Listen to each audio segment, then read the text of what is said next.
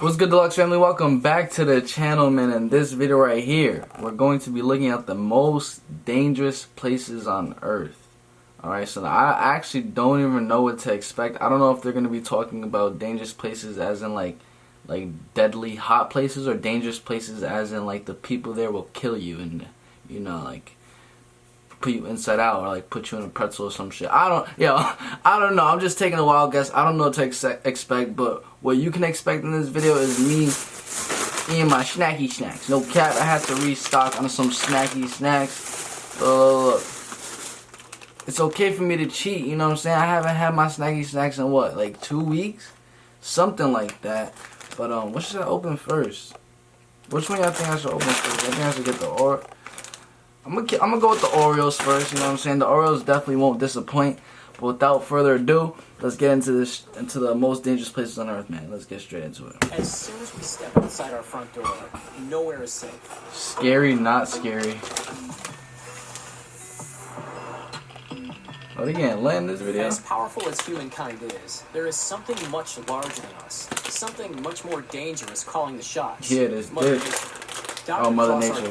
That's a fact. You'll find hyper-radioactive islands, uncontrollable volcanoes spewing deadly blue fire, and vast regions so hot and so unforgiving that you wouldn't last a day. Hey, yo, pause. Take a look at the most dangerous places on Earth. Mother Nature, a freak. Don't go visiting them yourself. As we peer down from above, this ghastly landscape may look like a satellite image of Mars, but we're yet to leave Earth. No, it doesn't look like that. This eerie vista is Lake Natron in Tanzania. It's found in the northern part of the country, near the border with Kenya. Of the $2.5 billion spent by tourists in Tanzania every year, not a penny of it ends up here. That's crazy. Why? Because the lake is so dangerous that all living creatures turn lifeless just by coming into contact with it. A real-life Mother Nature kiss of death. What the hell? Natron is a salt lake, meaning that water flows in, but doesn't flow out. So it can only escape by evaporation. If high saline levels weren't enough, it sits below Old Daenyo Langai, a raging active volcano.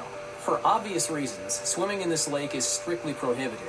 And even if it was permitted, no shit, it Sherlock. would last 5 minutes with the foul stench of sulfur torturing our nostrils, and the up to 140-degree Fahrenheit water scalding everything it touches. What the hell? Africa to South America, thrill seekers from all over the world are warned about the treacherous Youngest Road in Bolivia. It's been dubbed Death Road, and it's not hard to see why. Pretty cool. The 43-mile-long twisting and touring mountain route has danger written all over it. If the constant I don't see danger written on it. Landslides weren't enough to scare off visitors, the dramatic, steep 2,000 feet cliffs at every turn ought to do the trick. That's... Oh, nah.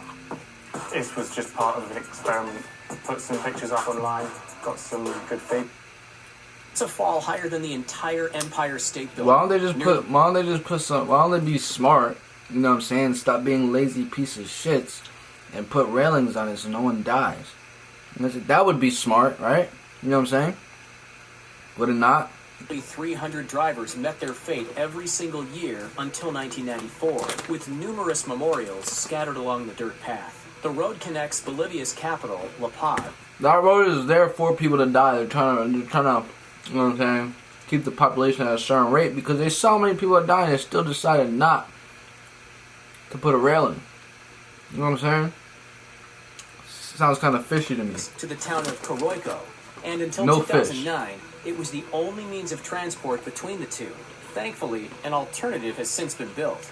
Believe it or not, Youngest Road has become a tourist hotspot in recent years, with adrenaline junkies coming far and wide, paying around $75 American for the thrill of a lifetime. You must sign a liability waiver before completing the activity, and insurance is not included. So, would you be brave enough? Not gonna lie, I would probably do some shit like that. And out yonder in the middle of the ocean, at first glance, with its sandy beaches and swaying palm trees, this looks like Richard Branson. What the hell is that? A UFO station? First glance, with its sandy beaches and swaying palm trees, this looks like Richard Branson's $42,000 a night Paradise Island. But upon closer inspection, it's a very dangerous, very threatening, hell on Earth. Tell me how. In the wake of World War II, the United States of America decided to resume nuclear testing. Its scapegoat? Bikini Atoll, an island oasis in the Pacific, about halfway between Hawaii and Australia. We all know the devastating effects of the Hiroshima bomb, right? Well, one of the weapons used on Bikini Atoll, a 15-megaton, $2,666,000 Bravo thermonuclear bomb, exploded with 1,000 times more force. Alright, y'all know what he's talking about? Because he just said mad shit. He lost me on the first word. I was trying to understand, but I was thinking about my Chips Ahoy at the same time. What is it? It's just a big nuclear bomb. I'm gonna just put it like that. That the one in Hiroshima vaporized 3 islands in the process. It was just one of 23 atomic and hydrogen bomb blasts in the 1940s and 1950s in the area. For decades, Bikini was affected by significant levels of radiation, and inhabitants were ordered to abandon their homes. Even today, the soil remains hazardous, and living organisms struggle to thrive. As long as the food is imported, it is deemed safe to live and visit. However, a number of question marks remain present. While we're on the topic of radioactivity ripping through communities, there's one place that immediately comes to mind. Yep, we all know it, Chernobyl. What the hell you mean we all know it? No one knew that shit, bro. Trying to make me feel stupid. No one knew that. I didn't know that. You never heard of Chernobyl. Why do you say we all know it? Place that immediately comes to mind. Yep, we all know it, Chernobyl. On the 26th of April, 1986, the number 4 nuclear reactor in the Chernobyl nuclear power plant exploded. Chaos ensued. Lives were lost. And a 1,000 square mile exclusion zone was forced to be implemented. Anyone who got too close to ground zero risked diabolical health concerns. And sometimes it took years for the effects to surface. But when they did, there was no rewriting history. And the billions of dollars of medical bills piled up.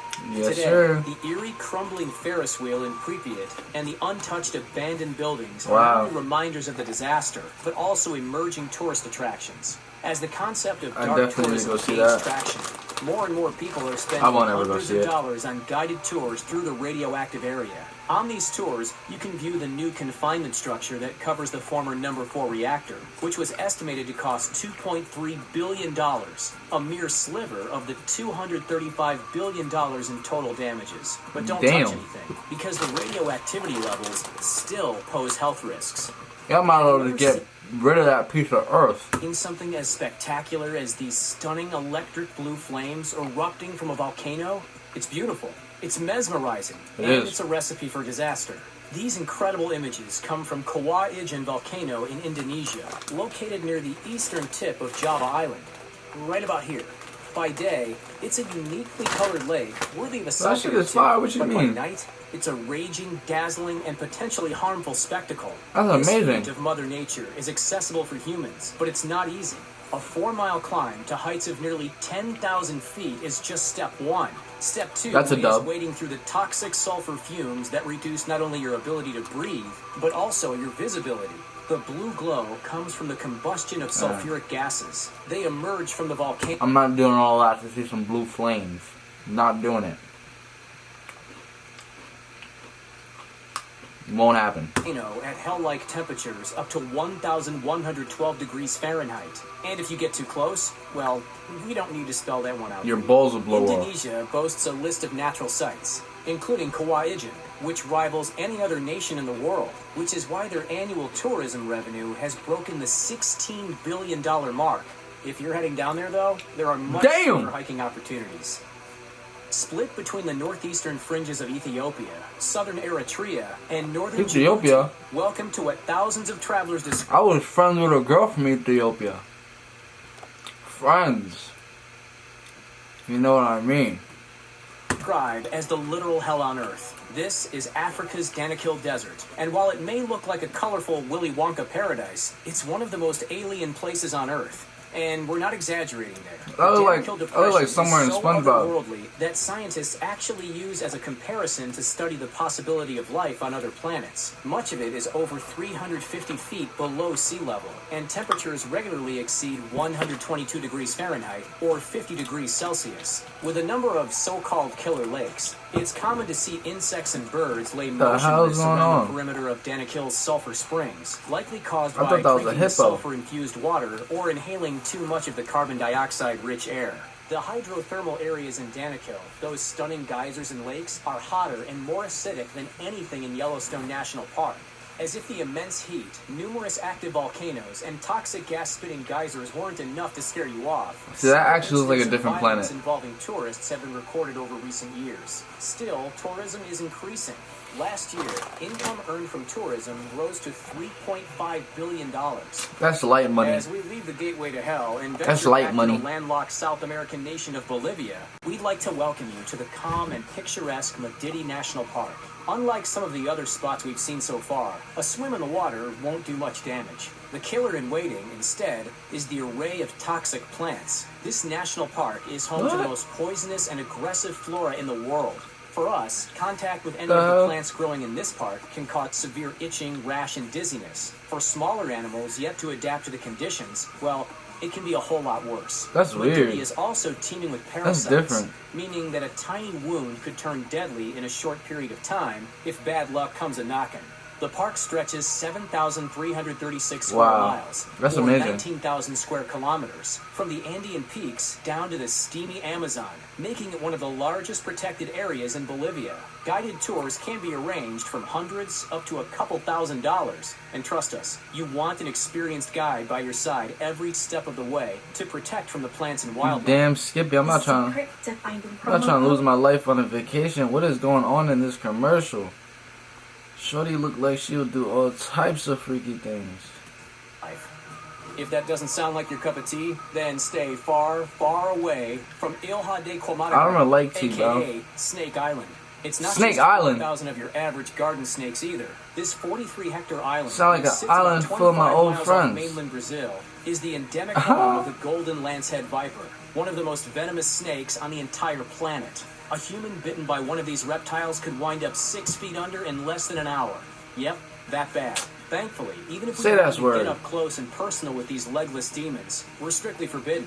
Only the Brazilian Navy and designated scientists from the Chico Mendes Institute for Biodiversity Conservation are allowed to set foot on the island. Yo, just because they got that title don't mean they won't die too. Come on Prisons now. take the most dangerous elements in Give the 'em a world long-ass and title to isolate feel them in special. small places. Sitting in the middle of frigid waters on the San Francisco Bay, Alcatraz Federal Penitentiary was considered the prison of all prisons. It was a place Yeah, that where the looks most different. notorious escape-prone criminals were sent. And it spelled danger. Al Capone, Frank Morris, and the Anglin brothers, and thousands Did of they other escape criminals from it, faced though? the potential wrath of round-the-clock armed guards, remote-controlled weaponry, remote-controlled tear gas dispensers, and 12-foot-tall razor wire fences, $200,000 worth of steel bars, not to mention the water-based threat of hypothermia and sharks. This was the Supermax prison of its day. As a prisoner, there was no place on earth more feared than Alcatraz. In 1963, But did they escape, though? USP Alcatraz closed after 29 years of operation. Today, you can visit Alcatraz for about $40 and see the mind-numbing cells firsthand. Despite Wow, its that's reputation interesting. as the supermax prison of its day, the dangers at Alcatraz barely bat an eyelid compared to the modern USP Florence AD Max in Florence, Colorado. The dangers here lie with the prisoners. Its inmates are considered too dangerous for any other maximum security prison in the country. The hell, they just beat up an Notorious innocent gangbangers, prisoner. fraudsters, What the armed fuck? robbers. There's no rap sheet out of the question. Yo. The prison itself can cause serious psychological damages too. Inmates are subjected to up to 23 hours of solitary confinement per day. Damn. With a small 4-inch by 4 feet slit of a window, the only source of natural light in the cells. The impenetrable facility, managed by the Federal Bureau of Prisons, costs That's $60 million insane, to bro. build. Imagine. On top of Now, I'm not gonna tell you to imagine me in one of those freaking cells, but that shit is just crazy, bro. Yo, if you did watch this part of the video, make sure you do like and subscribe, man. I'm gonna catch you guys in the next one, and you're gonna catch me in the next one. Peace.